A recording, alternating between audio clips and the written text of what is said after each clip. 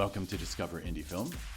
I'm Jeff Howard, and I have JB Singh Ghuman Jr. with me. Yes. That'll probably be the last time I don't just call you JB. Yeah, JB's just fine. Yeah, so JB is here. This is going to be a fun introduction for me because I am very into what you're doing now. Like I might just be a fanboy of the whole immersive concept because we are for those. By the way, this is the second podcast in a row, I believe, on Discover Indie Film that is with an immersive artist. And when I say immersive, that's augmented reality, virtual reality, mixed reality, 3, whatever you want to call it. Just when you are watching entertainment, when you're watching art on a headset. Yeah, VR headset.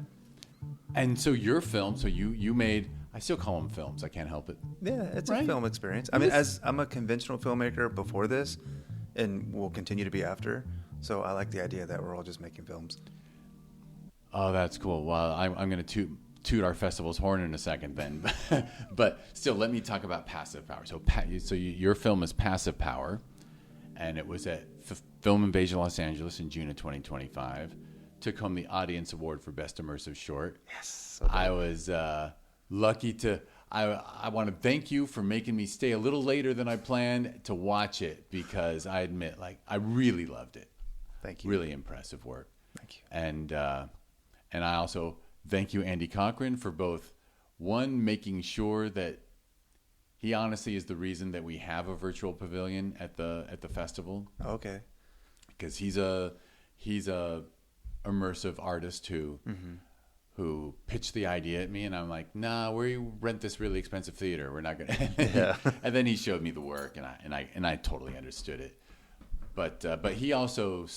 He's mainly he runs the jury for that selection, so I don't have to watch all the submissions that he said aren't up to par. I just get to see the good ones. Oh, well, thank you. Yeah. So Passive Power is fantastic. Thank you. And a very cool experience.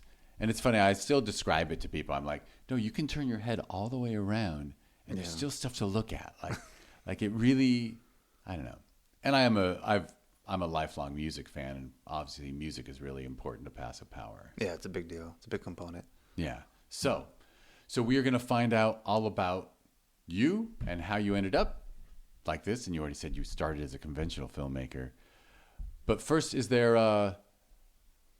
is Passive Power something that, like, if someone's listening and they've got their own headset, can they watch it?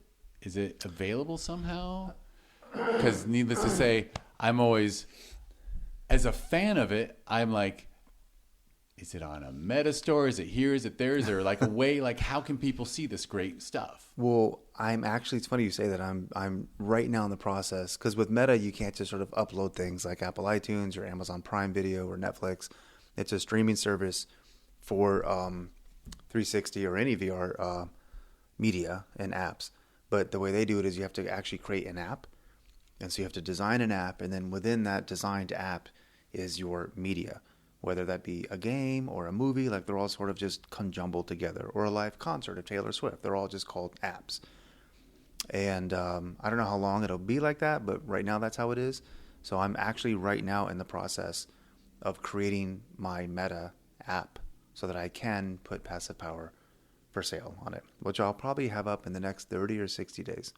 Oh, excellent. Yeah. Excellent. And this podcast should be released around the first week in November. So. Oh, word. Okay. So, needless to say, when you've got it, I'll be happy to throw a clickable link. Yeah, thank in you. the show notes. Why not? Yeah, people. And it's funny. I shouldn't ask you this, but do you think they're doing this app thing because my understanding is that Meta sees... I always want to call it an Oculus. Yeah. But it's actually what do they call it? They renamed it. The Meta Quest Store? Meta Quest, yeah. That they see it more as a gaming platform, right?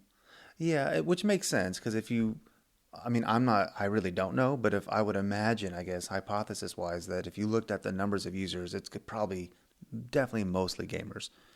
And which is great, because I am a gamer, and I love playing games on the Quest. So I get that in their mindset, that's where the money's at for now. Yeah, but there's no reason not to have a film section or a, Yeah. yeah. But so I get it. So they give you one extra hurdle. It's kind of like, I look at it because I'm in the process and it's sort of new for me. It feels like I'm designing DVDs, because I'm in my 40s. I'm an older cat. So like, it reminds me of when I used to burn DVDs, and it's like, you have to make a menu and start and play. And I'm like, oh, wow, this is just like a DVD, but we call it app. I'm like, but it's the same thing. It's the same approach to media. Like, you have to create a menu screen. You have to click start, play, behind the scenes. Like, it's whatever you want, really. Or, interviews. But then you hit play, and then the media starts, and then it stops. You go back to the menu. I'm like, this is literally a DVD burning kit, but for a headset. Which makes sense. That totally makes sense. No. That's the perfect analogy. We had VHS, remember? So you would stick in a VHS, hit play, and then DVD came out. And it's like, what is this? Because there's a menu and play. It sounds so silly, one-dimensional, but that's what it feels like. The jump is sort of like the same thing. Yeah. Honestly, I'm probably going to steal that from you one of these days and say, oh yeah, no, I mean, it's just we just went back to DVDs now in a weird way. we've just attached the TV to our heads. Yeah.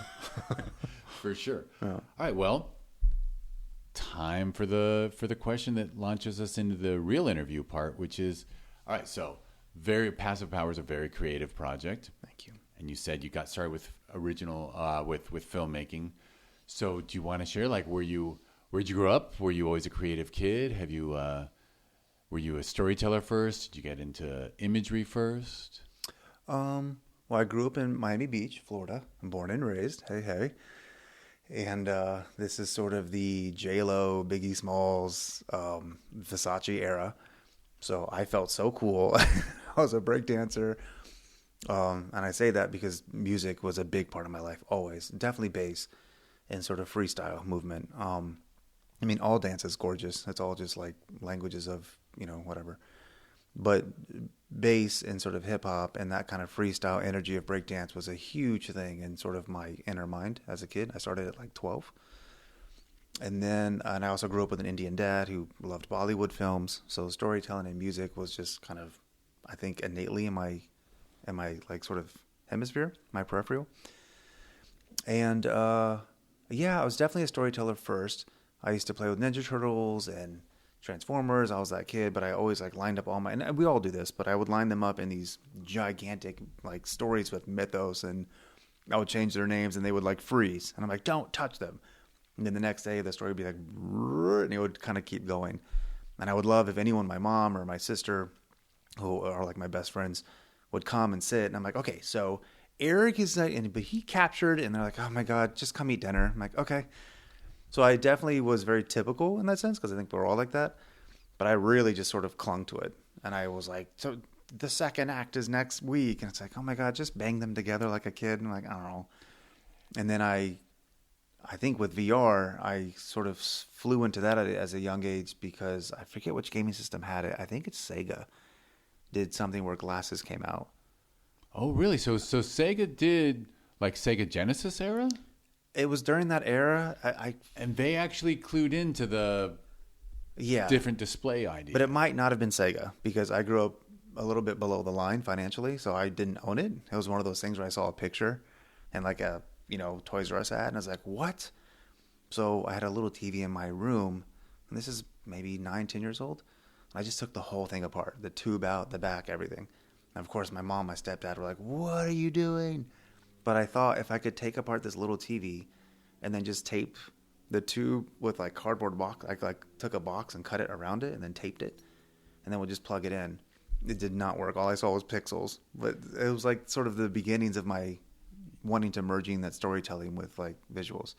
And experimentation and technical proficiency and just creative. That's already bridging creativity and technology. Yeah, well, I mean, it wasn't. But you know what I mean? It wasn't a victory, but it was fun to tinker. Yeah, well, I still see it as maybe not a victory, but a clear sign of a mind that ain't just gonna passively sit back and take whatever the world gives it. Like you were exploring. You were thank you. Yeah, little explorer. as a kid. I'm for very sure. self-deprecating, just so you know. So I'm very Fair like, enough. no. But then if you're mean to me, I'm like, yeah, I'm the best. I'm one of those. So I too am self-deprecating. Yeah. Which is probably why I love giving other people compliments. Yeah, likewise. Because I'm aware that like most people don't want to share. And also, honestly, like we don't think of ourselves when we think of our young selves, and maybe this is from being a dad. Like kids are pretty amazing, Yeah, they are. but not all of them. No, you're right. You know what I mean? Like, yeah. like your story of taking the TV apart, I thought was really impressive because most kids, it doesn't even occur to them to break apart the world and build it up again. Yeah. And like that is the creative process, Yeah. right? No, I would agree with that. Like yeah. you got to destroy to create. You got to Yeah. take that perfect blank piece of paper and cover it with chicken scratch or whatever. Yeah, basically. All right, so that was a first hint at like Yeah. liking different media. This is like 9 to 12 years old. And then from there, I got into high school. I started high school, I should say. And then they had, you have to pick like a creative elective. And I chose photography just on a whim. And then I became obsessed with it. I made a portfolio. I was like, I'm going to be a famous photographer. And I just started going down that. I bring that up to say that sort of introduced my brain into like imagery. Obviously, the TV and stuff like that was a part of that. But I never thought of like creating my own lighting, and physically moving Home Depot lamps, to the side of my sister's face to create contrast, and wanting to photograph everything from humans to nature to anything and find a sort of subject that was chromatic or colorful or still life. And I think that was sort of the birth of like TVs to your face, storytelling with toys, and now I'm introduced to like lights and creating the ambiance of something versus digital. I think that trifecta kind of brought me to here where I'm at. And I'm curious, the storytelling with toys, did you ever write stories down, or it was really just all acting it out? It was all just acting it out. Yeah.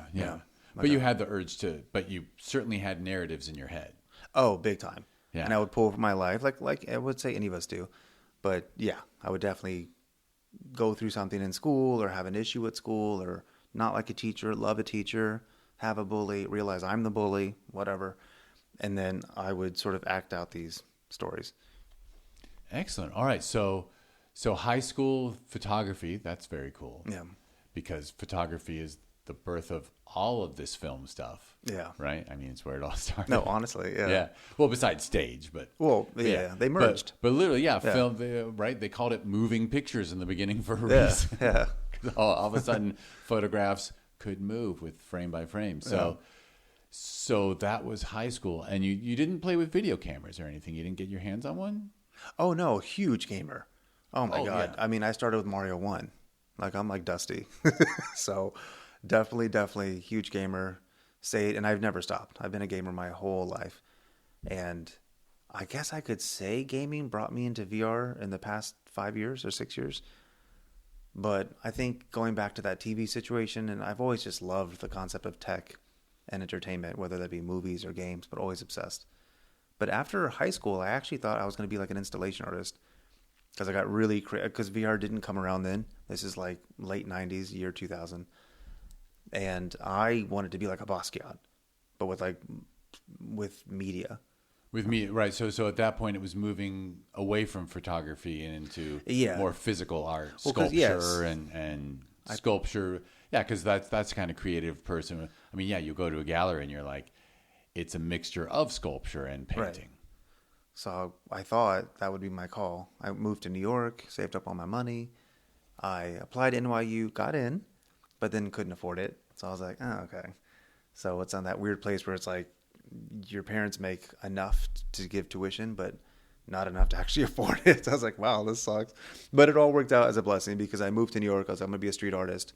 I'm going to do installations. This is like long before Basquiat existed. And there's a bunch of us. Like everyone takes that path.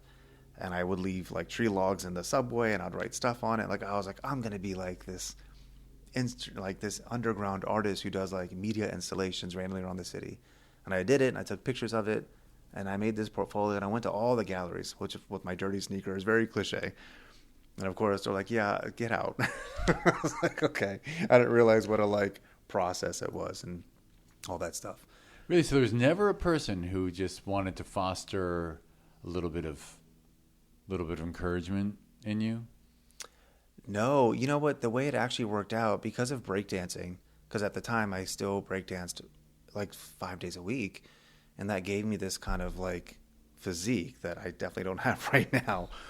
But I say that to say I would be on the subways doing all this, and someone came up to me, and the only fostering I got was for like modeling. And then they were like, hey, we'd love to bring you into Boss Models, I guess. So I'm like, sure. And I mean, this is me. I was waiting tables, working at coffee shops. So in my mind, I was like, I'm not a model. I'm not an actor. I'm an artiste. Like that was like where my brain was at. But when they sold me that check, I was like, oh, this is cute. So they sent me on a thing to Urban Outfitters, my first thing, and I got it. And I got the campaign, and then they gave me like $1,700, which in the year 2000 is like, especially for, you know, a humbled kid with his dog making art in the subway. It's like, this is dope. So I did a bunch of that stuff, did some like Fashion Week stuff. And again, this is back when I was like, you know, and I booked then that turned into commercial work. They're like, will you do a Pringles commercial? I'm like, yeah, sure. Give me the money. That flew me out to LA. And then they had me audition for a WB show called The O'Keeffes. And I did that, where I played like a good little Jewish boy on a skateboard. Right. So to be clear, because I was assuming print modeling at first, but it went into actually performance and acting and delivering lines.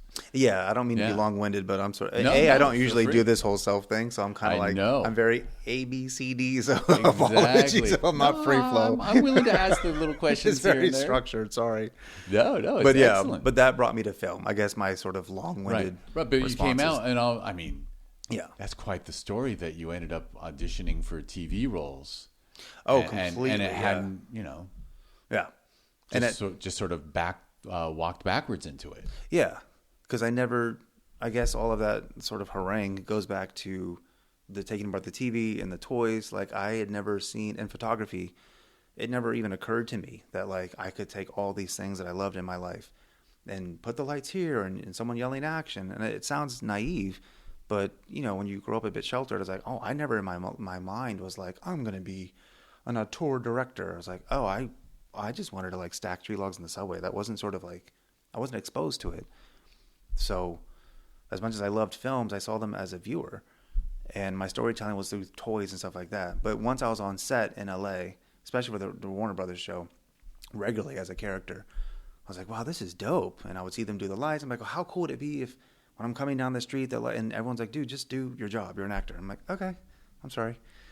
But that was like the birth of like, I'm going to tell stories with cameras.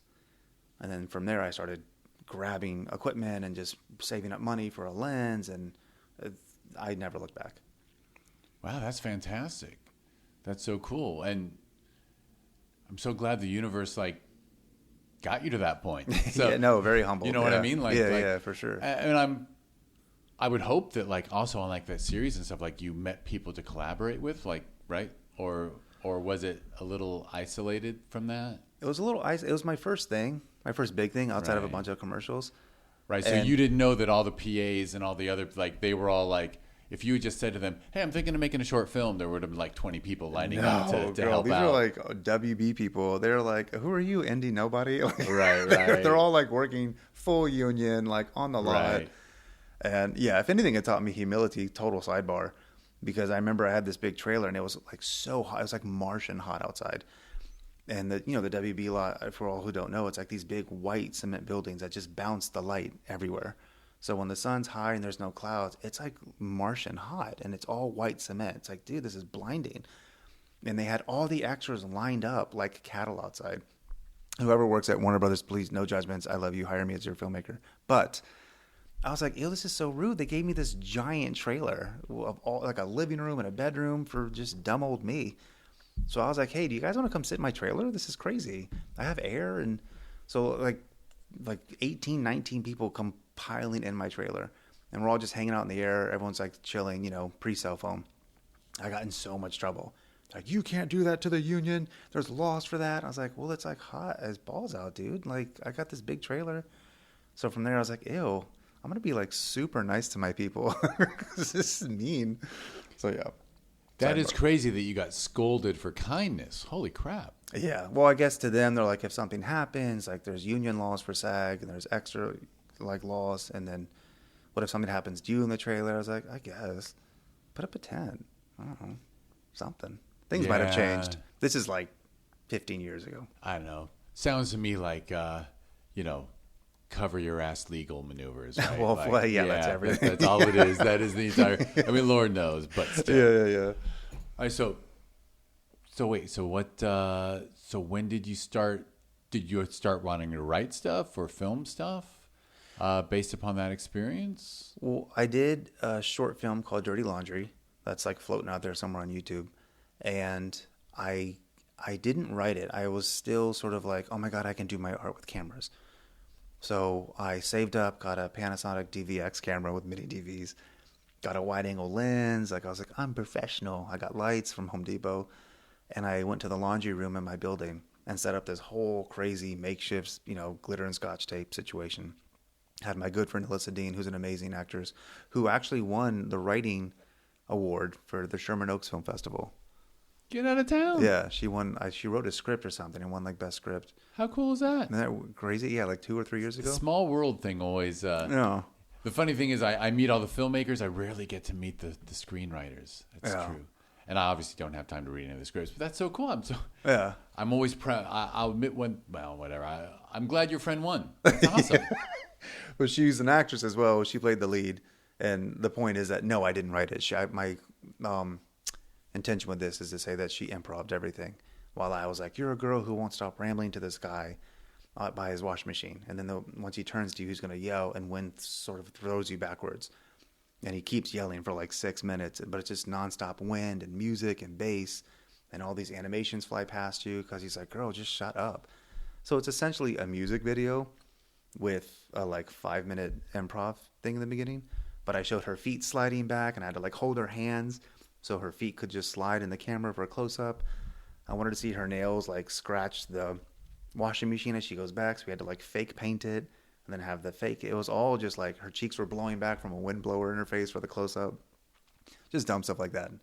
But that's self-deprecating. I'm not going to allow it. That's not dumb stuff. That's creative stuff. But yeah, that you're already showing an intention to detail, like your first time out. Like it wasn't like you shot something and looked at it and said, "Okay, next time I'm going to add like more." Like that was all very thoughtful. Yeah, thanks. So yeah, that was my first like short film. And then from there, I kept doing like artsy videos and stuff. I worked in a bar in West Hollywood at the time, in a band called Dirty Sanchez, which I know is a horrible name, but it's like a comical rock band. Like, Jesus. The funny thing is, I was about to say, I've probably heard of the band, but then again, they're probably not the only band that grabbed that moniker. Honestly, yeah. There's probably a bunch of Cleveland Steamers. It's that list. I remember the list. But the front runner, the lead singer of the band is a really iconic drag queen named Jackie B. And she saw my short film Dirty Laundry because I begged the bar I worked in. They played videos. I was like, can I put my short on loop so people see it? I'm like, yeah, sure, dude. So she saw it, and she was like, this is so dope. Will you do a video for our band? Of course, no money. I was like, yeah, of course. That's rad. So I saved up more money, paid for everything. I got paper backdrops. It was my first time where I had a crew. I got all my friends. I was like 15 people. I was like, you're a gaffer. You're first AD. Like I put together my first soft crew. All just kids in T-shirts. And I made it. And it did pretty well. And that led to other music videos. Then Paris Hilton reached out to me. Not Paris Hilton, Perez Hilton. Big difference, right? It's like, girl, one's legit. I think Perez is the better one, actually. Is it Perez more legit?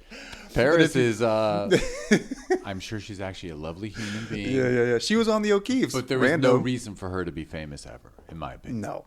But she was on that TV show I did on the WB. It's really? total random, but yes. So you she was so nice. With both Hiltons. Yes, she was so sweet, very sweet. And we had a rap party once, and there was this long line for the bathroom, and she came up to me drunk as a skunk. And if you ever hear this, Paris, I'm just being funny. It's true.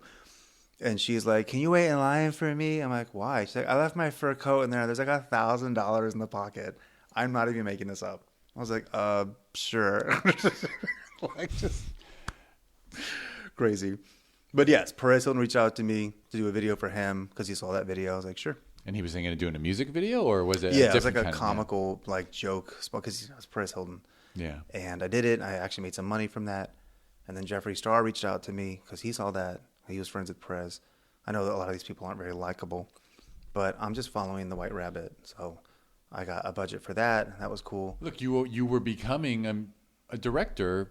Yeah. And you know, I wouldn't begrudge you for working with anyone who wants to hire you. I just want to create. Yeah. Yeah. So, and in a lot of ways, I'm still there. Like, I just want a chance to sort of do my thing and like line up my, action figures and do something cool. Yeah. So, but and I think it says something about your talent that work kept coming to you. Oh, thank based you. upon the previous work. So it was cool. And then that led to RuPaul. She saw something. And then she was like, hey, will you do a video for me? I'm like, yeah, of course. That's amazing. And her show Drag Race had just started at the time. So that got me some attention. And during that time, I wrote a short film called Spork. And I couldn't figure out how to get financing for it because I didn't want to like Home Depot light it or have my friends. Like, I wanted like a real deal. Like, I want to sort of do something legit, like festival level stuff.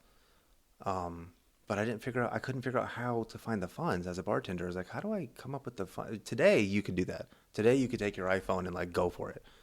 But depending on when it was, it was. Yeah. Everything was more expensive. Even video editing was. Yeah. Like, I remember when Avids were insanely expensive. Dude, it was a different time. There was no digital age at that time. Mini TVs and again, of course, people back then were like I did. But I guess to preface, in my mind, I wanted something like to look like it was like AMC Theater. You had been on the Warner Brothers lot and such, so it wasn't maybe.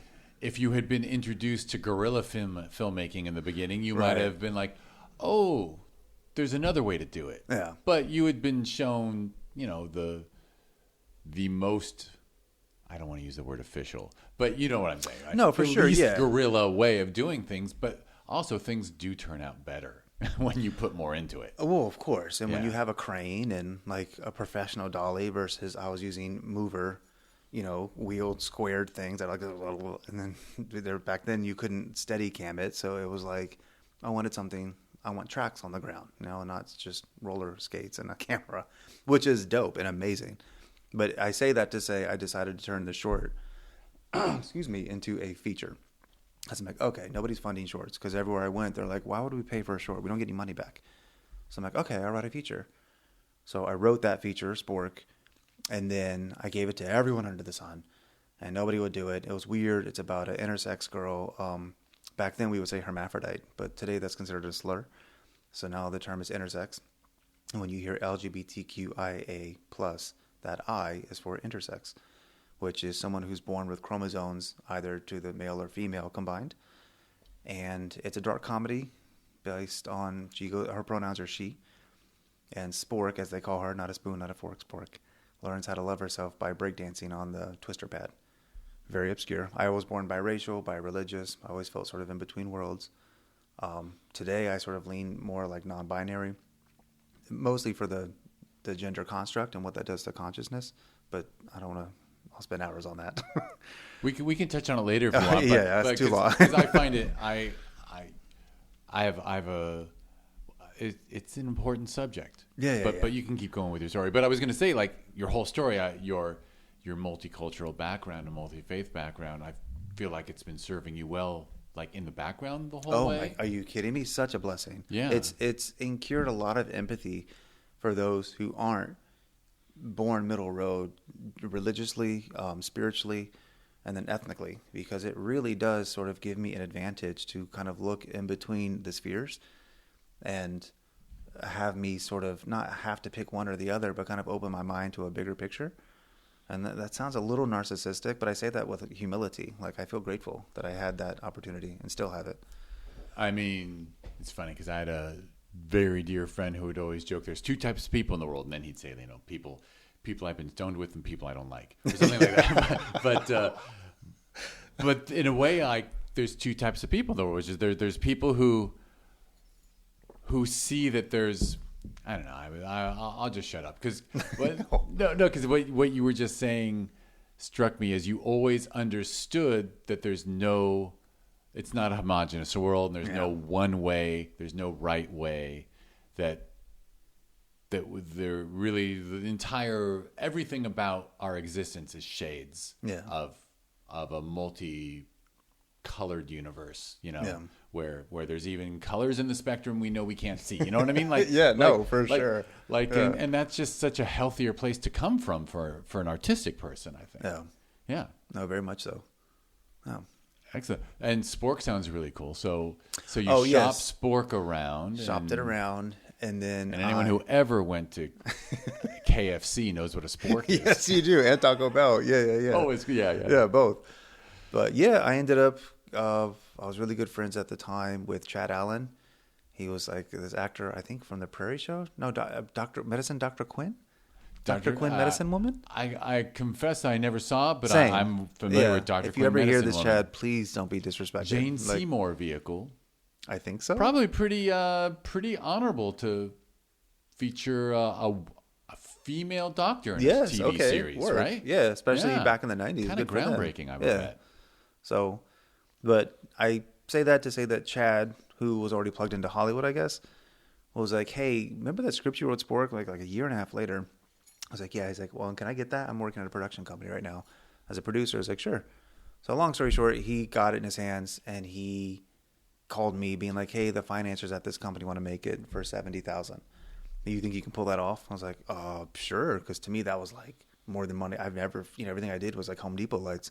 So I got so excited. I'm like, dude, I can do it. I will do it for 15, whatever. Like, let's just do it. So I came in, they're making 3 films. And I guess the other 2 had bigger budgets. And as we started setting this film up, it started snowballing. Yardley Smith from The Simpsons saw it on the breakdown. She's like, I want to be in this. And then, I forget his other name. The guy who voices Spawn, he voiced the villain in Princess and the Frog, the Disney film. Oh gosh, if anyone hears this, I'm so sorry. But like, this is so much in my brain. But he jumped on in it. Elena Hendricks jumped on in it. And anyways, they ballooned my budget to $1 million. So, because talent was attaching themselves and all to these it, people were freaking out and that justified it. Yeah. So that was my sort of arrival moment. I was like, wow. And again, $1 million in the world of film, I'm sure anyone listening is like, that's like the catering. I'm like, yes, that's not a lot. But for me, that was huge. And that's a significant, that is actually lands you in between the indie and Hollywood worlds, right? Like $1 million is there. This is 2010 too. Yeah. So that would be like 1.7 now. Yeah, or more. But yeah, honestly. So yeah, that was cool. I wrote, directed it. I wore 1,000 hats because I was so used to being that dirty laundry short film guy. I was like, I'm still sort of coming. I didn't go to school for this, so in my mind, that's how you do it. And I was getting clocked left and right. They're like, because it's a SAG film, and they're like, no, you can't talk to the actors directly. I was like, why? And like, your first AD has to. It's against union law. I'm like, seriously? I have like 20 minutes to get my shot. So I was like, dude, just get out of my way. So I was. The director's not allowed. That's what they told me. Yeah. Because I kept yelling action and stuff, or I was like, hey, I want to get you guys all to the right. And when she walks down it, all of you guys roll your eyes at the same time because it was a musical dark comedy. I'm still doing that thing I do. And they're like, you can't do that, JB. You got to stop doing that. I'm like, why? Like, do you know nothing about unions? I'm like, no, I literally am like a so they're protecting the job of the assistants. Oh, maybe. I mean, that's the point of the rule is to have a beefier, more people working under the director getting. But it was awesome. It was, it was a 20-day shoot. It was grueling, like backbreaking, soaked in sweat. Yeah, making a feature in 3 weeks. Oh my God, dude. It was a lot. And I lost one of my folks during it. Not to be dark or to go there, but just to preface. Yeah, thank you. It was a rough process. I'm not going to lie. And then when it finished, I didn't know what, I have never done this before. I'm still working at the bar. I'm a DJ at the same time in West Hollywood. I loved it because I love dancing. I love music. Not really a big drug guy, but I do love to close my eyes. To me, it's like church when we all get together and dance, especially late night and everyone's free-spirited. Just my favorite place to be is when we're all dancing with our eyes closed. It's the best feeling in the world. So I'm going back to my life, living my thing. The film finishes. And then they're like, hey, you got into Tribeca. I was like, okay, cool. Never heard of it. Dope. I go, and then I end up winning the audience award. And then I got into another festival, won that award. I got into BFI London. I got shortlisted for the Sutherland Trophy. And then Martin Scorsese was giving out the awards. I didn't win, but he came up to me and then on stage was like, JB's a visionary and all that stuff. And all that hype got me plugged into Hollywood. So I came back and suddenly Willie Morris reached out to me. We want to rep you. And now I'm on like this track to be like, I don't know, an indie kind of a tour filmmaker. But I'm still going back to my bars at night, dancing. I'm like, oh, I'm wearing like lame pants, like just having fun with it. And I tried to get Jim and the Holograms off the ground, like an 80s toy. I don't know if you remember her, Jim and the Holograms. No. Oh, But well, that doesn't might be mean much. like a gay boy thing. That doesn't. Well, You're like the Knicks? I'm like, oh. no. The truth is, I'm super ignorant about pop culture, to be honest. Really? Yeah, I gotta admit. Besides being old, I are not old. I've always been into. Well, I like underground shit. Okay. So sometimes I miss out on things. Oh, he's a cool cat. Excellent. I believe you. But forgive me. I feel like I'm just going down memory lane. You're supposed to. Okay. That's what this is. All right. I am absolutely enjoying this conversation, which makes me convinced that everyone else in the world will too. So, all right. I just wish they would all hear it. But Yeah. go on. So, but yeah, that was this. So now we're in 2013, and Netflix ends up wanting to buy my film, so they bought it. I'm on Netflix. Buying Spork. Yes, I'm sorry. Yeah, Sport Yeah. the Feature. I'm with William Morris. I'm interviewing. I'm getting sent scripts into me. I'm reading them. I'm sort of like, a lot of teen horror films came my way. I think because my age, because I was considered a really young director then. I was 28. At least for the scale of these films. I signed with Black Dog, Ridley Scott's company, for music video directors because, again, Spork was all music, a lot of music. And I had done so many indie music videos before that, it just felt like a natural progression. So I wrote maybe like 200 treatments, really busted my tail. And Beyonce called me in for Lemonade. She's like, oh my God, I love your work. Miley Cyrus tweeted Spork's her favorite film ever. So it like shot up to #1 on Netflix. I'm still with William Morris. I'm with Ridley Scott's company. I'm just like, wow, I'm going to break through hard. Like, this is so cool. And it's all doing its thing. My videos are doing well. But then, like, I just couldn't land that film. I always lost to, like, bigger directors, which I guess is normal. And then at Black Dog, they represent so many huge filmmakers. And I was sort of the bottom of the totem pole. And I would see my treatments always end up in the video. And if anyone's hearing this from Black Dog, I mean no disrespect. I don't know how this works. I don't know how common things are. Like, it's all new to me. Right. So they'd have quite a few clients like write a treatment idea for a music video. Right. And then the director who would get hired would maybe get access to a bunch of ideas. And Maybe, yeah. Maybe. This is all, I don't know what's considered. Lord knows ideas are, Right. But it was a little, I'm very, I don't want to say distinct, eccentric. Mm-hmm. So I would write these visuals out that were, in my mind, in my heart, not to be cringy, were sort of like me telling my stories with my toys going way back to the beginning. I was like, she's kidnapped and all that stuff. Like, nothing like that for the video. But in the sense that they were like, these are important to me. These aren't just like a girl washing a car in slow-mo. It was like, it's a very specific car and she's doing this. And like, it means this. And it's about consciousness. Like, I kept slipping in these visual stories of consciousness in it. And to see that taken and put into music and projects that A, had nothing to do with me, and then B, not getting paid, and then C, it was turned into like cool factor. I don't want to say names because you never know who I get to work with in the future, but I would see it end up in these big moments in pop culture, but it would be more like a cool thing, not like a conscious thing, or this is about identity, or this is about the complexity. It would get perverted a little. Yeah. And in the artist's defense, are like, JB, I'm not here to save the world. I'm here to make hits. So I totally get it. I'm not begrudged. I just thought in my mind, I'm taking the wrong approach. So I stopped Black Dog. I was like, this isn't really working for me. So it didn't lead to... No.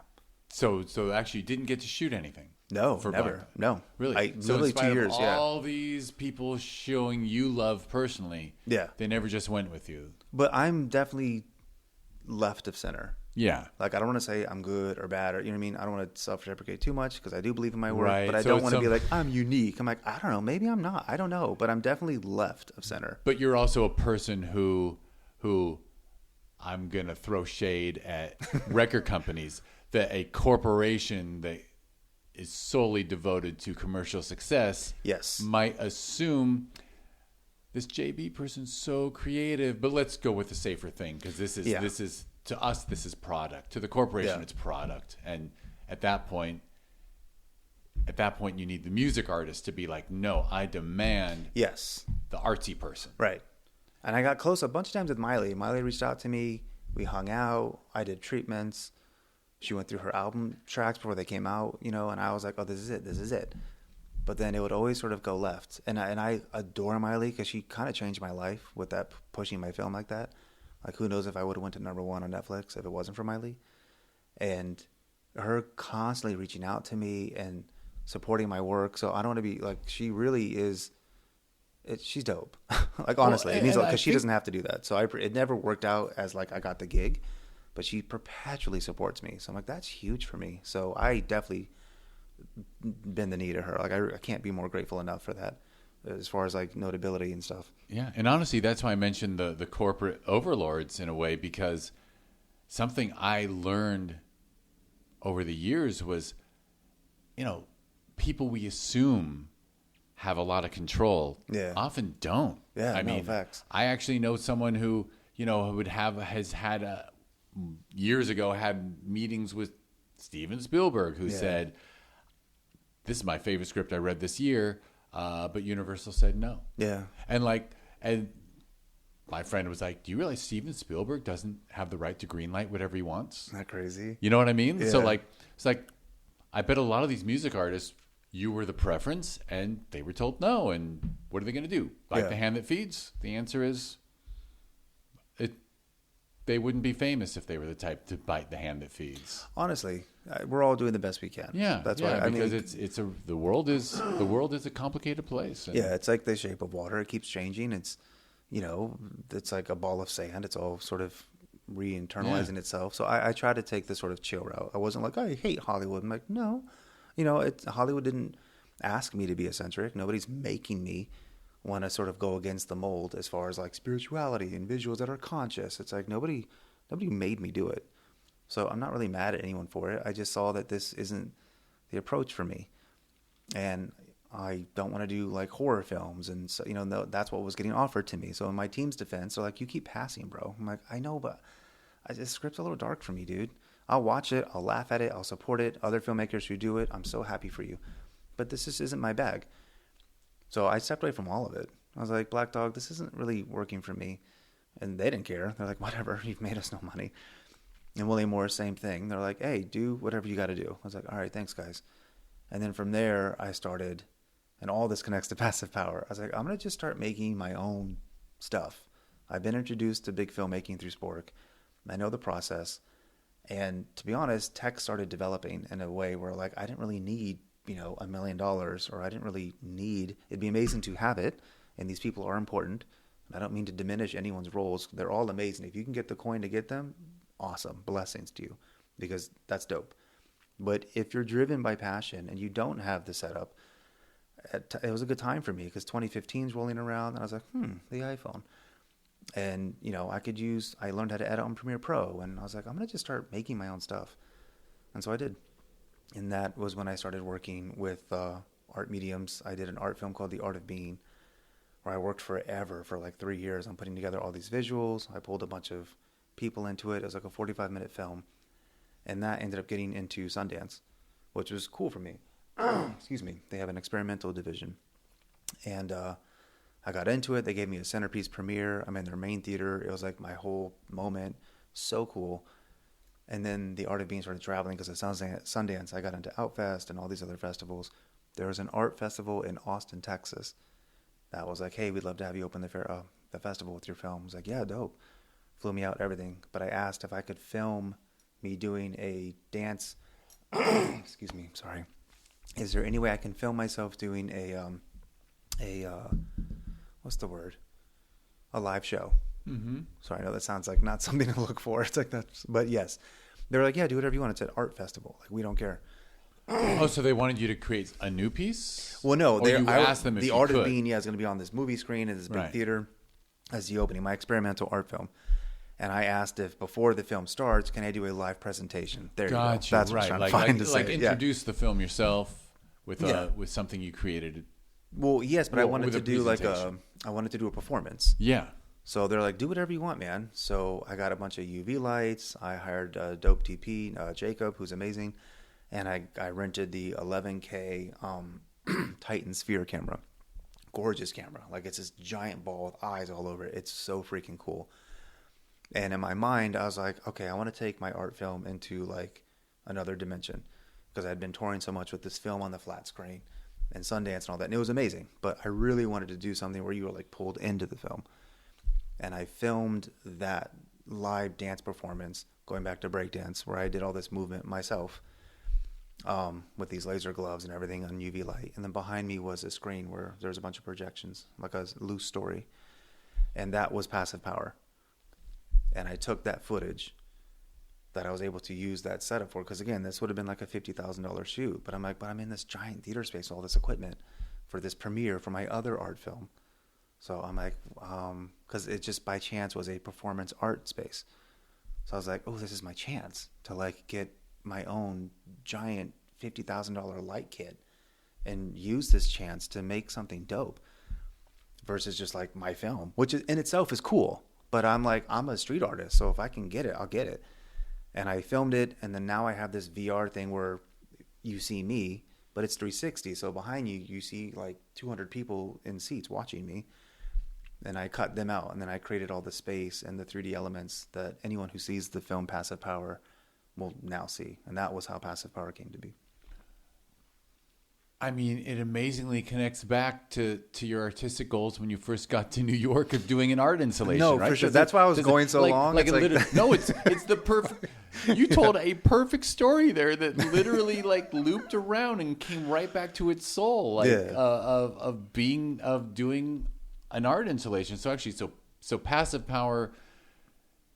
So when you shot it at that festival, to introduce the other piece, you when you were shooting it, did you have virtual in mind, or was it really just you were just shooting it, and then you really, when you looked at the footage, you thought, okay, I can pull myself out. So you're the dancer in there. Yeah. You know, it's funny is you didn't tell me, so I actually didn't know. No, I mean, I did try not not to assume lead it with was that you. because I wanted people to sort of feel. Yeah. I don't know why I don't. Maybe it's part of the self-deprecating thing, but I want the experience to take the lead. Versus like, did you see my dance film? I'm like, that's not what this is. But like, I would swear after I saw it, I would have said something. I must have said something to you about how much I like the dance and that I'm actually a really big fan of dance film. oh, cool. In fact, we have a dance film category in both our festivals because Oh yeah. Oh yes, I saw that. Yeah. because I love the marriage of dance and film, and actually got involved in it with a festival in England. But, very cool. Yeah. I just wanted to say thank you for having me, not just here, but in the festival. I'm a little late to the game, so sorry. I should have started with this. Thank you so much for having me and for having Passive Power and staying late and watching it. And to anyone listening, this festival is so dope. And I'm not just trying to gas you. Like, the energy was so cool that night. The people were so rad. The theater spaces you guys were in were so pretty. Like, you guys have carpets at every event. You have a backdrop and lights at every event, which is a big deal for us. We're all trying to hype ourselves and get our work out there and feel like our moment matters. So I really, hats off to you guys. Really, really cool festival. And the audience and the kind of people you cultivated that night was just so dope for me. So thank you so much. Thank you. I'm resisting my desire to be self-deprecating. Yeah, sorry. I should have said that first. No, you But I was didn't like, have to even I need was to from say it. Miami. I just sort of go down that slope. So I sorry. asked you. I asked you where you grew but up. I should have like. You don't have to. But thank you for the kind words. No, really cool festival. But we're just very fortunate that there's an artistic community that honestly deserves more recognition than it gets. Yeah. And I don't know if you saw, we have T-shirts that say "The Festival That Gives a Shit," which Yeah, I I guess bought is like one. It's the first thing I did when I walked in. I was like, "Oh, these are dope," and I totally bought one. I know. Apparently, we needed to make more of those. I didn't know if people would want the version with it. Yeah. But yeah, I mean, we care. So it's honestly just it's a blessing for us that other people care too, because you sometimes wonder, right? Dude, it was packed. It's a tough world. It was packed. Yeah. I've done over 46 festivals from all different projects, And as long-winded as I was, I'd done a lot of other projects. I just didn't feel like spidering into everything. Your festival was slammed. So I was like, wow, kudos to you. You pull a huge crowd. I guess you mean like that opening night gala night? That was good. Yeah. I know. Oh my God. If I told you the sleep I lose over that, like, oh my God, there's going to be 15 people. No, dude. I was happy for you. I was like, always wow. stressed. It's Gorgeous so space. stressful. It's legit. It's giving realness. It's cool. It is. We're so fortunate. We're Yeah. so fortunate that space actually is donated to our nonprofit, Yeah. or it wouldn't be happening. And a huge, she's probably not listening, but thank you, Danielle Strip Matter, because she's the person who reached out to that space, or that space somehow. She was the person who connected us to there. Rad.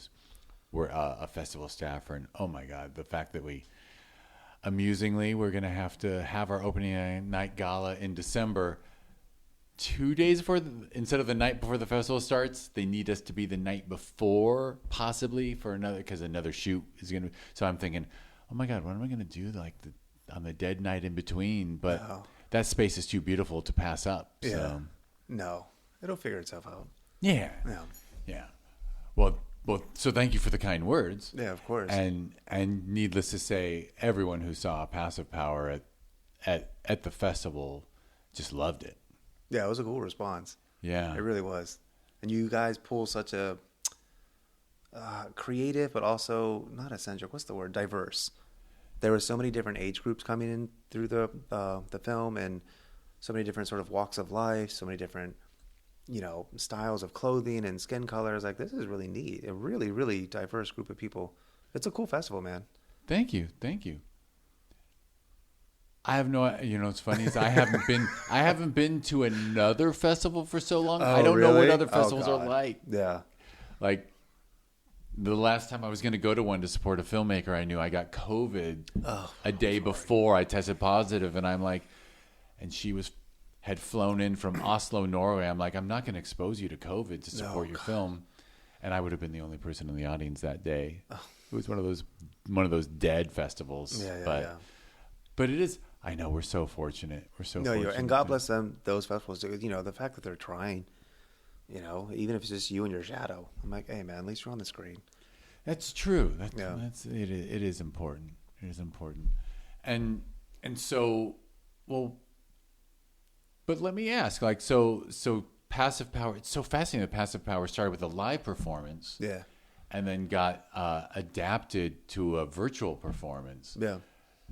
Did you have that in mind at all, or when did totally. you? So that was the intended. You were never going to have it be like on a flat 2D. No, because that's why I rented the Titan Sphere camera, the 11K orb, the giant thing. That's why I had to get a DP. Usually, I'm like, I have Bradley Stonesfire. I love you if you hear this, because I'm definitely going to share it and post it. So that's done with a sphere camera, not like a 2-lens camera. Right. So the Titan Sphere is an orb that's, I want to say, a sphere that's probably maybe 1.5 feet in all directions. I mean, she's a big girl. Well, like a beach ball. Honestly. Beach ball. Yeah, no, facts. And it's covered in eyes like a spider. And so it grabs 11K media, which is so sick. There's not even a platform for it. Like the Quest, the highest it'll go is, I think 2K. It's not even 4K. And that's pushing it. So you can imagine the files. But it was, it was huge. I was like, what the? It's like basically like terabytes for just a 10-minute performance. But no, I knew I wanted it to be in VR because I got that camera.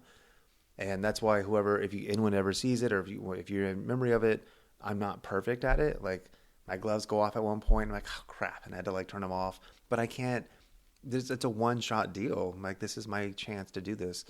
Otherwise, I would have had to rent the soundstage space. I would have had to buy all the UV lights. It would have been a mess. So shout out to that festival. And did you already have a MetaQuest at that point, like as a gamer? Yeah. So you were familiar with the form. Really, was it gaming that brought you to the format? It was gaming, but it was also just sort of environmental. Like, I loved games. I played Batman in it. There's a game called Myth. It's a little mouse that runs around. Again, I'm not a horror guy, so if there's guns or people getting shot, I don't know if it's one of my parents. So I don't like doing this stuff because I always spider into directions and I feel like it's TMI and it's weird. But I don't like violence, I should say. I always leave it at that. So I'm not a big gun violent guy. So when I play video games, I like them to be more fantastical. I'm like magic based, for my own preference. I love everything though. Look, I don't play any shooters. I don't see the point in war games either. It's just not my bag. Yeah. But Yeah, I I have understand it's friends very and nephews, popular. and yeah, I'm not here to judge. Like, do you? But because I love Mortal Kombat, so it's like make that make sense. I'm like, oh, that way Mortal Kombat's like fantasy, like it's like so ridiculous. But anyways, yes, I played a lot of games in VR before I made Passive Power, and you're absolutely right. I gamed in it, and then I would sort of go from there to like, have you been to Yellowstone? Have you seen London? What's it like to fly through space? And I'm a big space guy. Going backwards in time, I've always been obsessed with the planets and just our the nearest star, the sun, all the science behind it. I think getting caught between religions as well, sidebar, pushed me into space because I was so like, what is going on out there? Because I read the whole, I've read the Quran, I read the Bible, I've read the Torah, and then there's sacred scripts that go with the Sikh religion. So reading all this stuff, it always goes back to the creator and the mythos of heaven and God and that interpretation of that through different religions. And that just led me to space. Because I'm like, what is up there? And then the filaments and all that stuff. Anyways, tying to Passive Power space, I would watch space videos in my headset, even more than games. I would just be like, I don't know, is there any shots of like Neptune? And there is. There's a ton of space documentaries that you can watch in your headset. And that was like mind-blowing to me. I'm like, wow, this is beautiful.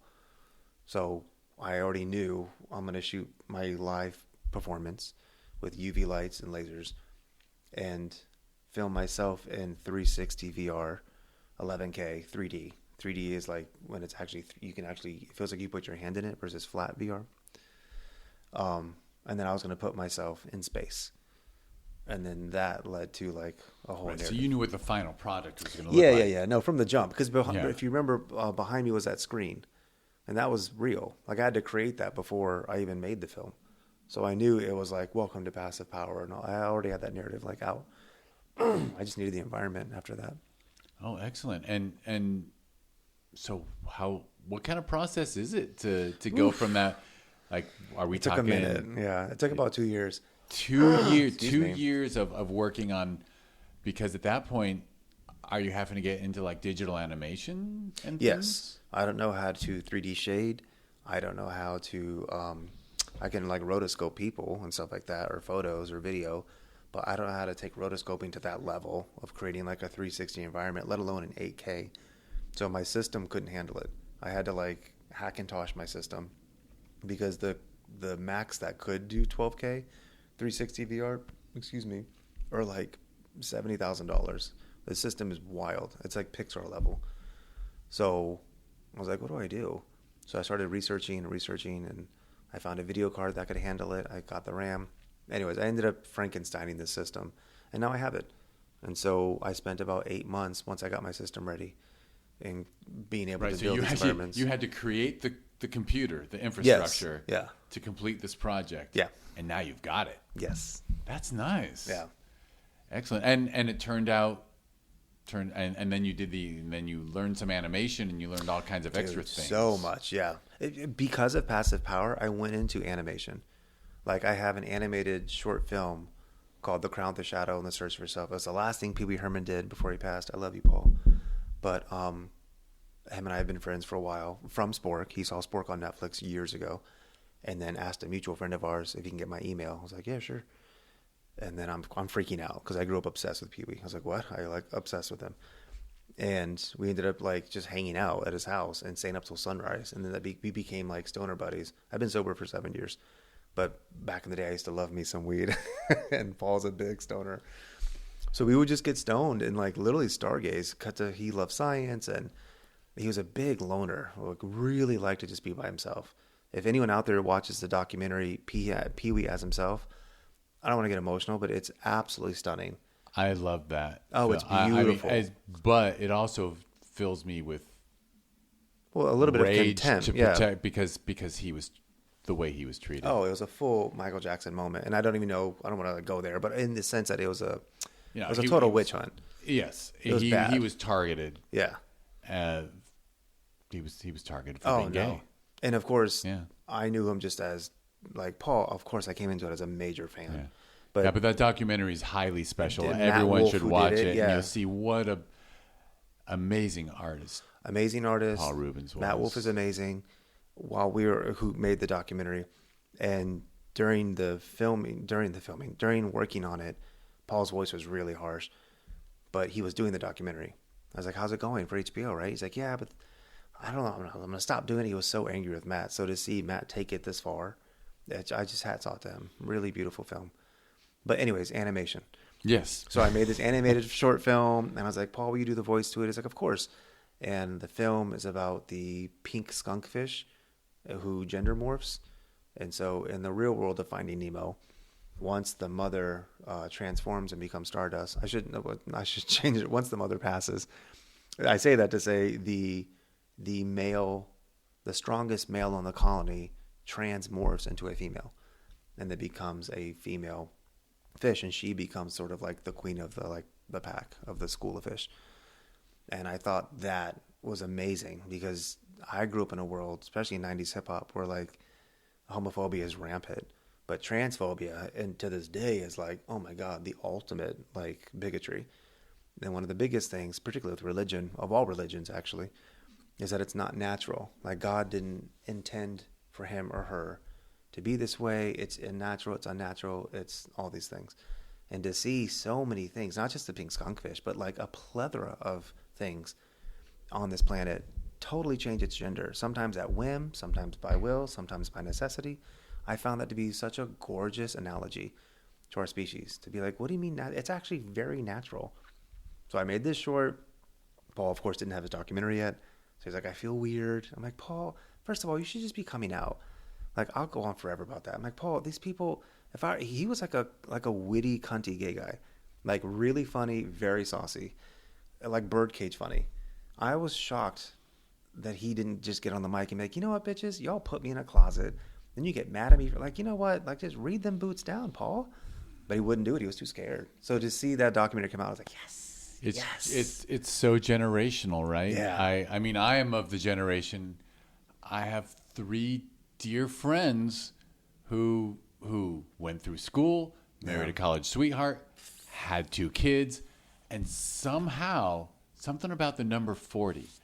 Wow. Upon turning 40, they all came out, got divorced, and are now living their truth. Wow. And you know, and I've always been who I am. I'm like, how come you never told me? Like one of his college roommate. I'm like, how come you never? He's like, I can't explain to you, but that wasn't going to happen. Yeah. It wasn't, even though I understood who you were, I was never going to tell you who I was because they were still fighting it. They were still trying to please society. But I'm so glad that younger generations. I think it's not gone, but I mean, my daughter in middle school, there were kids who were out, and I was like, oh, this is such a better planet we're cool on. Yeah You know what I mean? Because my friends had to wait till they were 40 before they could be honest. And Paul was older than that, and you just I mean, I understood it. Everyone's got their own space, and even if there's kids, but it would have been beautiful if he had. He's so funny and so dope, and I knew that story of the police and stuff just from asking. I was like, what was the tea? And he would be like, man, and he would give me his version of it. I was like, wow, you really got to say something, dude. Like, so anyways, really happy the doc came out. It was his beautiful erotica collection they targeted. Oh, yeah. And we're talking about art. Yes, but even, like, it wasn't children. It's like, no, dude. It was like, wasn't. in the gay world, we call them twinks. Yeah. And I know it's like, bro, I'm like, it's the truth. And it's like, well, you're fetishizing. I'm like, no, I'm not saying that doesn't happen. And that's awful and it's sad. And there's perversion in all walks of life. And that's bad. Like, I totally co-sign that. That's awful. But to pretend that, like, twinks don't exist in the straight world, I'm like, are you kidding me? Like, okay. I don't know. I don't want to get too into it. No, I just felt like... it is, well, we are equally, I may not be equally upset, but it's just upsetting. It was upsetting. It was so upsetting in the documentary because he was really just such a special artist. Yeah. And I admit, I always had, besides how wonderful most of his work was, I'm going to share this because he mattered to you. Yeah. I remember when I was a freshman in college, I believe is when Pee Wee's Playhouse launched. And And it launched at the same time as this show called Max Headroom, which was actually very Yes. groundbreaking too. Yeah. And I thought both were brilliant. And because Pee-wee's Playhouse appealed to children embraced creativity and newness, and it exploded and became huge. And Max Headroom, which should have been huge, disappeared after one season because adults don't like newness sometimes. Isn't that weird? And I just thought it was so special that what Paul Reubens was doing with Pee-wee's Playhouse was, because that was an amazing, probably the most creative thing that's ever been on American television. No, facts. And I just love it. Children responded, minds that aren't closed yet. Yeah. It's beautiful. It was a good pathway. It was a good gateway. Yeah. And what he did with Tim Burton in his film, and he brought Danny Elfman into this, the scene, who didn't even want to be a composer. He was like, "No, you're composing." He's like, "I'm not a composer." And he's like, "Yes, you are." And brought them together. And then, of course, that duo, like a hot knife through butter in pop culture, Danny Elfman and Tim. Jeez. My stomach's growling, by the way. If you hear that, I'm sorry. No, nothing's picking up.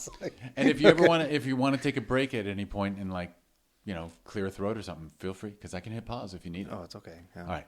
Well, so we got totally distracted by the Paul I Reubens know. I'm wonderfulness. sorry. I'm like the worst. No, I literally go all over. Sorry. Look, Paul Reubens is Animation. so important. Yeah. He was so important that I'm sure anyone listening is like, no, that's keep talking, but. Yeah. But we can get back. So where were we? We animation. were So animation. And he passive hour voiced taught for me you. animation. Yeah.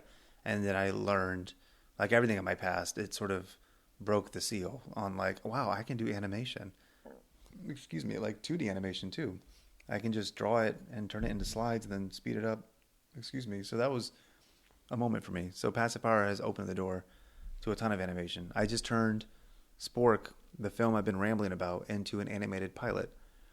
And I just premiered it in the Hip Hop Film Festival, and I won Best Series in New York. So that's amazing.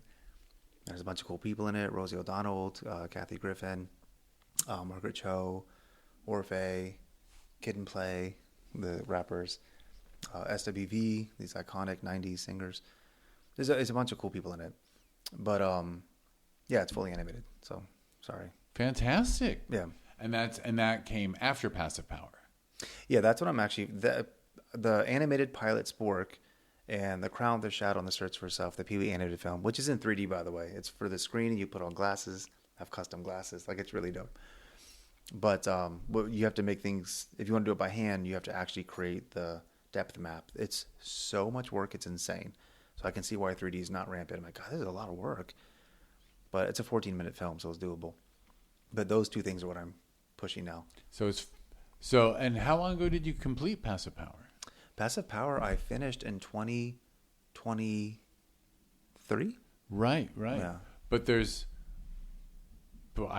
we're just lucky that we got to show it in June of 2025. Yeah, that's why I'm about to be on Meta, because you guys are like sort of like one of my last stops. I just did Big Bear Film Festival, and they're like, "Will you come back out in March to do it again?" They have another like longer festival they're doing. It's like, yeah, of course. Another great festival, by the way. But I'm pretty much at the done of my tour. I've been doing it for about a year and a half. Yeah, right. So now I can put it on Meta. So it is funny. It is almost like a traveling art show in a way. You finish it and then you take it around the world, because it's certainly, because the world it's not like there's 10,000 theaters around the world to play it in. No, it's weird. Although there's millions of headsets in the world, but you had to create an app for that. Yeah. And it won't be 4D, obviously, with the apps. That sucks. But I still think it's something to experience. Oh, that's right. Yeah. The fan. Oh, that was cool. I know. I was like, how do I? But, I mean, you never know. Yeah. Nice. Maybe maybe a museum will reach out and I can do a permanent install or something. Look, when I was a kid in the 70s, there was films that would come with a scratch and sniff piece of paper for smell-o-vision. No way. Yeah, Smell-o-vision. That, I remember that. Doesn't that ring a bell? Yes. Yeah, smell. I'm like, That's how silly dope. is that? It is a little weird, but it's kind of cool. But yeah, it is fun to bring in other senses. Yeah. But, yeah. I thought about that with passive, and people have asked me, they're like, why haven't you done more than just the wind sensory, which, puts it in the 4D section? But when asked, I'm like, I experimented with it. And the sense thing, I was nervous because everyone's different. I have a very sensitive, like, oiler glands, whatever the word's called, when you for scent. Yeah. Some things really put me off. Like, I'm not a big cologne perfume guy. I like unscented deodorant. I'm like, I'm just not a big like scents guy. So I don't know who else out there is like me. And they're like, oof, this is putting me off. I'm like, okay.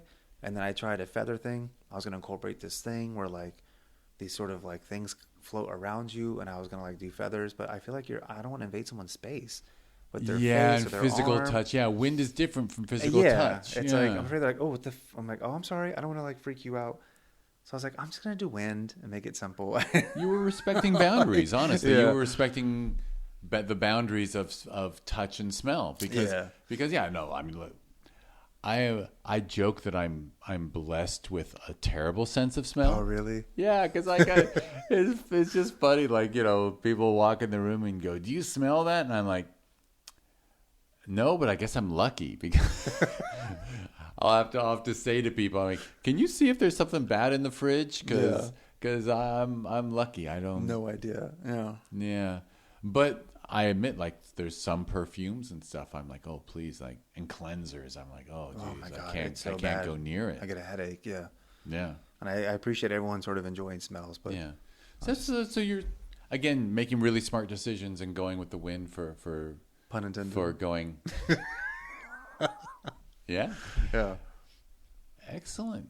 And you're just more things and more irons in the fire for animation and things? Or? Yeah. The animation for the Pee Wee thing is what I'm sort of like, I'm going to premiere that in the Chelsea Film Festival October 18th. Everybody wants to come, get your tickets. It'll be in 3D. I'll be in the Regal Cinemas in Union Square. So whoever wants to come out, it's at 11:30 in the morning. No, 11 a.m., which I thought was like, God, that's kind of heinous. But I saw Pee Wee's show always premiered every Saturday morning at 10. And his biggest fear was that nobody would see it. He's like, it's too early. And then it became a pop culture thing with college kids and 20-somethings. So I was like, all right, maybe it's kind of nice synchronicity.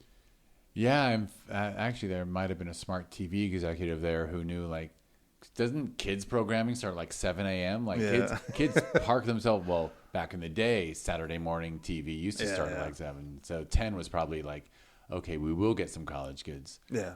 Because, yeah, admittedly, I must have been, how did I see it? I must have been up at 10 on a Saturday. Early, yeah, because there's no DVR. Because we didn't have, I mean, I was in a dorm when that thing came out. Oh, wow. Okay. So I must have bothered, I must have loved, well, I loved Pee-wee's Big Adventure so much. I was same. Yeah. So I obviously must have gotten my ass out of bed on a Saturday morning. Like, that's not to brag, but like I had a semester in college when my earliest class was 2:30 p.m. and I could barely get out of bed for that. So the fact that I saw Pee-wee's Playhouse at all meant I must have been a big enough fan. Dang. Yeah. But so you've, and congrats on it premiering at Chelsea. There's a feature script to it. Anybody got any money?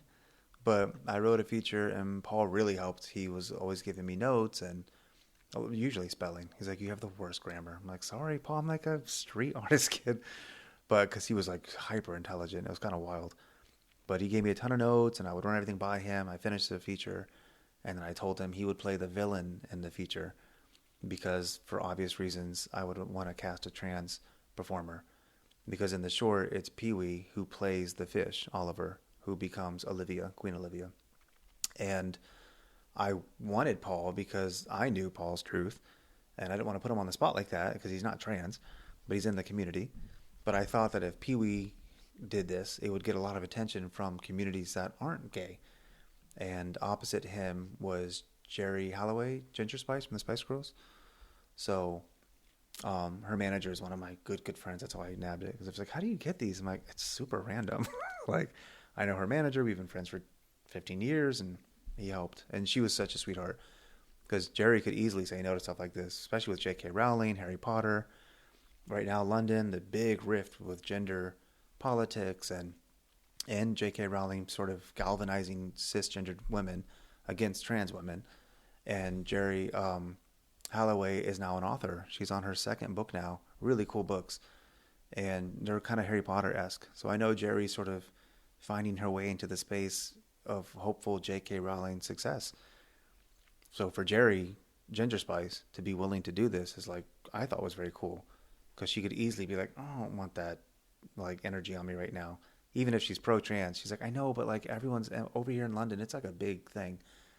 I had no idea what's going, because I'm Yeah. no Oh, idea no, what's it's going so on in bad. London. I just, Yeah. it's funny because sometimes I guess it's presented to me that J.K. Rowling has been ostracized, but there's actually a lot of support by the for that community. side. Yeah. Yeah. But then she's not on Right. the other side. Right. So so I live in such a bubble Yeah. that I don't realize she has a lot of support. Well, it might be because I'm also like a Harry Potter freak. Like, I'm a Disney guy through and through, but you will definitely catch me at Universal because the Harry Potter land is gorgeous. I'm obsessed with the films. So I read all the books. Huge fan. But, you know, it is heartbreaking to see her sort of take this stance with it. And I do remember when it started, I was actually on her side because I grew up before my stepdad, a single mom, and my sister, and I've seen the way women had to fight for their rights and still do. And I totally grasp how it's a man's world, and especially a cisgendered white man's world. But even outside of that, you go to any other culture, skin color, and it's still a man's world. Like, women are very oppressed and really had to fight hard to get to where they are today. So I'm here for JK in the beginning. But then it started getting nastier and nastier, and then she started doubling down on her trans thing. And at first, and I could be wrong, but I took it as her just being like, I just think women, cisgendered women and their rights, should still be able to hold space alongside trans women and their rights. They can share space, but they're not the same thing. And I was like, oh, I can get into that. My mom, my sister, cisgendered women, like, I get that. But then the trans community responded back, being like, but we're women too. And then she was like, yeah, but you're kind of not. And I was like, oh, you're losing me, JK. And then she started getting really into the hate, fighting back. And then now it's full blown, like, she's really mean now. I'm like, it almost dang. feels like in her effort to defend herself, she became someone else. Oh, completely, dude. Yeah. It's actually really sad. It's almost like MAGA and people here. You'll see people start off not that far apart, but then one or the other or both loses their temper and poof, Yeah. it goes way left. You pretend you have nothing in common, Oh, whereas man, it gets nasty. you're still 99% compatible. You're just focusing on this one thing that can separate you. Yeah. It is super sad. And now the girl who played Hermione just got into a fight with her last week. I don't know if you read that. I actually did see that. Yeah, I was like, girl, stop, JK. So anyways, Jerry, Ginger Spice, a London icon, British pop star, it plays the other person opposite Pee-wee, which I thought was cool. That's amazing. But in the feature, obviously I want two trans. Amanda Lepore narrates it, who's a trans icon in New York. And Krylon Superstar also stars in it, who's a trans performer from Berlin. So there's a lot of trans people in the film. But the two leads are Ginger Spice and Pee-wee. But in the feature, it would be a trans artist. And Pee-wee was supposed to be the villain. I thought it would be funny. Would have been great. You know. Well, he's... Yeah. Yeah. I don't even know. I'm not going to... It's like I know. spiritual thing. I'm like, I don't... It is... Look, I talk about loss a lot because obviously there's a lot of films about loss and things. And, you know, that is the human condition. That life is temporary and we lose people. And something I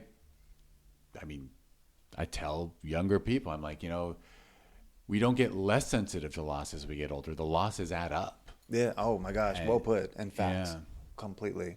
Yeah. So really you would now, and that's why you understand there's a phenomenon called elder speak. Like once you're over 70, 75, and all you talk about is death and illness. Wow. Because that's what's going on. That's what you've been. Yeah. That's what you're experiencing. Just death and illness. That's you know. Oh. This is total sidebar, but yeah, just to share, if anyone else wants to make it out there who's hearing this, I've long wanted to see someone do a documentary on aging humans across the board of any culture or nationality or stance or any gender, and how we collectively, and before my ponderings of this, myself included, would perceive aging humans as sort of like dumb, because they're like, how do you use this phone and how do you do this, and like, you don't know this actor, actress, and they're like, never heard of them. And we're always just like, God, you're so old, you're so out of touch. But I'm a patterns guy. The more I look at humans, I'm like, I think like you said, to connect to them. Like, as you get older, these things become less important. You're losing your loved ones, and life almost gets bigger. It's like, I don't really care about tech. It's like they're too stupid. I'm like, I think older people are like, it's not that I'm dumb. I don't really care about the iPhone. Like, that's such small beans to me right now. I'm dealing with my partner who's aging. I'm sick. I've lost my parents already. Like, the biggest pop star is not that important to me. But from a youth perspective, it's like, wow, you're so old and dumb. And I would love to see a documentary sort of flip it, where it's like, I think they're like, that shit's just not important. It would be cool. That would be cool. And admittedly, I know. Well, I won't bother with. I'll tell you when we're not recording if I remember. But that would be an excellent documentary, because I admit, like, I did hear about the Emma Watson thing, but all the time, like, I'll see headlines, and I'm like, who the fuck? So this person's famous enough that, like, it matters if they're singing at the Super Bowl or something, and I don't even know. I'm like, look at me, I don't even know. I don't know what I was actually proud. 50s, I was proud. I finally transitioned into not connected to. I'm just not connected. Yeah. And I love it when the soon to be 18-year-old is like, you don't know that? I'm like, no, I'm not supposed to. You know that. Well, I feel like your emotions are too. Your brain is like full. Like, you're actually like at a place where things take more gravity to you and more precedence, and I think your brain selectively knows what matters and which doesn't more. It'd be a cool doc. I kind of, and whoever wants to take it. I don't care. I want to see it. I think it'd be good for our species. A title could be like, what is it? Too old or too grown? What's like a title? I thought it was like Too Old or Too Dumb. Too Old or Too Dumb. I'm on the spot now, but it was a title that sort of flipped it on its head. Remember back in the day where old people were like wise? Now I don't know if it was a film festival submission or something that I watched on streaming, but something. Oh, there was that great director who I cannot name. There was a Miles Teller series on Netflix or something called Too Old to Die Young or something. But anyway, I don't know. Talk about another tangent. We don't need another tangent. Too Old to Care. That'd be a good title. Too Old to Care. It sounds kind of dark, though. But have you heard about the We Don't Care meme going on? No. It's some women of my age are standing up for themselves and saying, it became a big meme, actually. Just doing videos where you go, yeah, I know I'm going out with no makeup.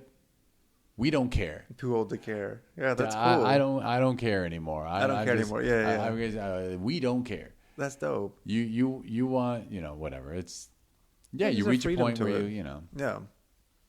Let's let go of things like vanity. Leave it for the younger people anyway. No, honestly, and it's okay too. It's not a shaming thing. I don't mean it as in like people should shame youth. I'm like, no, not at all. Yeah. I mean it in the opposite. The youth shouldn't shame the elder. I was like, I don't think so. I think if someone wants to sit outside and watch flowers and butterflies, like, what are they doing? I'm like, oh, honey, you just wait till it's your time. I wish I had more time for the garden. I know. I say it because my mom loves to just garden gaze. It's so cute. I love her. Gardening is a valuable thing. Yeah. All right. Well, so anything else we should cover, or I think we're good. I feel like I think we made it. I think we made it right up to today. What you're working on, and sorry. I'm sorry to say to anyone listening that you can't go to the screening in Chelsea because this podcast will come out after your screening. Yeah. But congratulations on that. I know. Did I say that? Everything. It's October 17th. Is that what? 18th. October 18th. You did say that. I did say that. Okay. But this will probably hit on November 3rd. Yeah. Sorry. But your premiere's the day after my birthday. There you go. October 17th? Yeah. Oh, how I'm cool. October 17th. Halloween, baby. That's dope. Yeah, 2 weeks before. Right on. All right. Well, we will I will do the clickable links in the show notes for all the stuff so people can check out your work and I'm gonna make a point of watching sport very soon. Yeah, thank you. I missed out on it. Oh, it's on YouTube, by the way, guys. Oh, it's on YouTube too. Yeah, I had a Warner Brothers Oh, so I don't have to go to streaming Netflix, thing. or it's still on Netflix? No. It was on Netflix for 7 years, and then my deal ran up, and then after that, Warner Brothers Online, my deal ran up with them, and then I was like, what do I do with this thing? I'm making pennies to the dollar on it, but because the animated series, which I'm pitching to Netflix next week, was whoever hears this, it'll be past due, but send me good energy, please, because I really want this to work. Yeah, that's very. That's right. Now you are reminding me that early Netflix was a beautiful home for smaller independent That work. was Spork era. Yeah. I remember being able to watch tons of wonderful films I'd never heard of on there.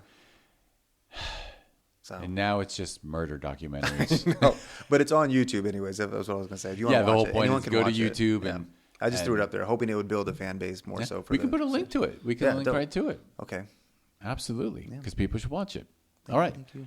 And website, social media, anything else you want us to link, we'll link it. Yeah, sure. And here, I'll do my closing spiel, as I call it, which is, first of all, thank you so much, JB, for coming here and talking to me. Everyone listening, thank you for listening. If you want to like and subscribe, that would be very kind. I now say at the end of every podcast, when you're kind, it actually makes the person being kind feel even better than the person receiving the kindness. So I recommend everyone be a selfish asshole and be kind to everyone you meet all the time, because being unkind is being promoted as a way to be tough and respectable, but actually it's actually takes more strength to be kind all the time than it does to be cruel.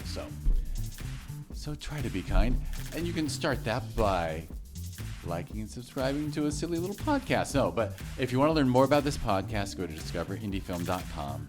On social media, it's always at DIFWins.